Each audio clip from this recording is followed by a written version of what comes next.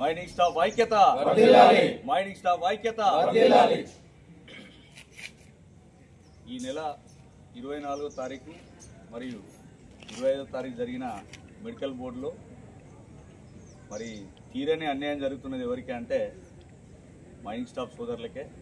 ఇది గత కొంతకాలంగా ఎన్ని నిరసనలు తెలిపినా, ఎన్నిసార్లు మెమోరాండం ఇచ్చినా, ఎన్ని యూనియన్లను మేము వెళ్ళి కలిసినా మళ్ళీ అదే తంతు ఇదే విధంగా కొనసాగుతూ ఉంటే చాలామంది సీనియర్ మైనింగ్ స్టాఫ్ సోదరులు తీవ్రమైన బాధలో మనోవేదనకు గురై ఏమి చెప్పుకోలేక ఇంట్లో బాధపడుతూ ఇటు విధులకు గైర్హాజరవుతూ మరీ అధ్వానంగా మారింది సింగరేణిలో ఈ పరిస్థితి.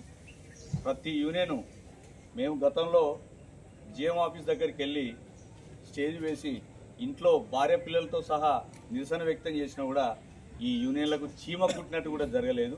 మరి ఫ్రంట్ లైన్ సూపర్వైజర్ పాత్ర లేకుండా ఈ సింగరేణిలో ఏ మైన్ కూడా నడవదు.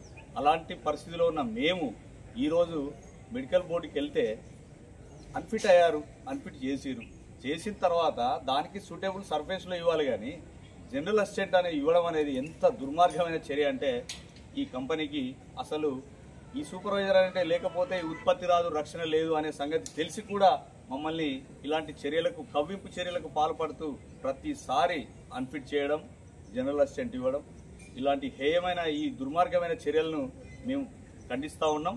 తర్వాత అసలు ఈ సింగరేణిలో గుర్తింపు సంఘం అనేది ఉందా? ఉంటే నిద్రపోతారా? వాళ్ళకి అసలు తెలియదా? అసలు వాళ్ళు ఎక్కడ, వాళ్ళ ఉనికి ఎక్కడ? గుర్తింపు సంఘం ఉంది, ప్రాతినిధ్య సంఘం ఉంది.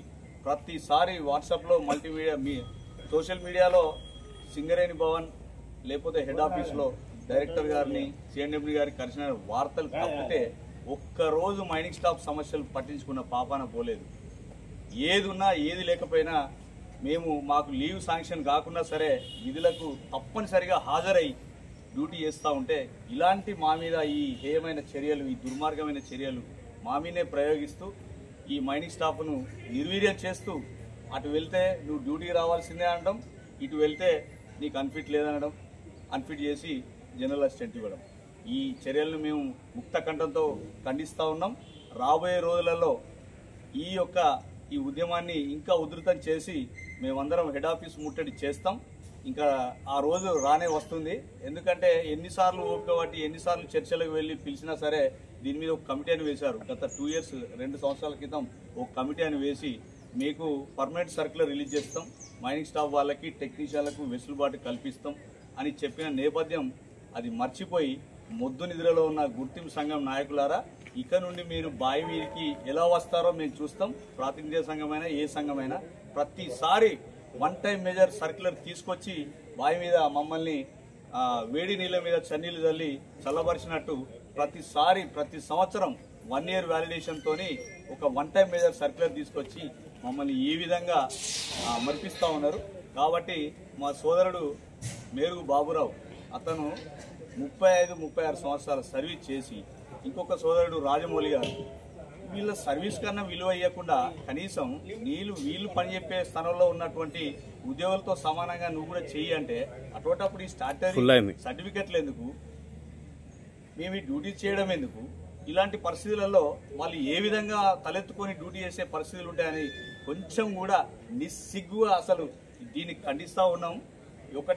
ఇంకొకటి మేము చెప్పదలుచుకున్నాం ఏంటంటే, మరి మమ్మల్ని అన్ఫిట్ చేసి జనరల్ అసిస్టెంట్ ఇచ్చినప్పుడు మమ్మల్ని కూడా షార్ట్ ఫైరర్కు E0 గ్రేడ్, మైనింగ్ సర్దార్కు E1 గ్రేడు, ఓవర్మెన్కు E2 గ్రేడ్ ఇవ్వండి. అసలు మేము ఈ విషయంలో మాట కూడా మాట్లాడడం, మీ దగ్గరికి కూడా రాము. ఇక్కడ నుండి మరీ ముక్తఖండంతో చెప్పే విషయం ఏంటంటే, మైనింగ్ స్టాఫ్ అందరం కూడా ఈ గుర్తింపు సంఘం, ప్రాతినిధ్య సంఘాన్ని ఈ రోజు నుంచి మాకు ఆ సంఘాలు లేవని రానున్న ఒక వారం 10 రోజులలో ప్రాంతీయ లేబర్ కమిషనర్ హైదరాబాద్ దగ్గరికి వెళ్ళి మేము కంప్లైంట్ చేస్తాం. మేము గెలిపించినటువంటి యూనియన్లు మాకు పనిచేయట్లేదని మేము లేబర్ కమిషనర్కి అప్పీల్ చేస్తాం. ఇక వాళ్ళు మాకు యూనియన్ అవసరం లేదు, లేకపోతే వాళ్ళు మా సమస్యలు తీర్చలేరు అనే కంప్లైంట్ కూడా మేము లేబర్ కమిషనర్ దగ్గరికి తీసుకుపోయే పనిలో ఉన్నాం. ఇంకా మేము ఎవరి దగ్గరికి వెళ్ళాం, మేము మా కార్యాచరణ మేము చేస్తూ ఉంటూ ఈ విషయాన్ని మాత్రం చాలా ముక్త కంఠంతో మైనింగ్ స్టాఫ్ సోదరులందరూ, వకీల్పల్లి మైన్, RG2 ప్రాంతంలో ఉన్నటువంటి అందరూ మైనింగ్ స్టాఫ్ సోదరులు మరియు టెక్నీషియన్ సోదరులు అందరూ కూడా ఖండిస్తూ ఉన్నారని తెలియదు.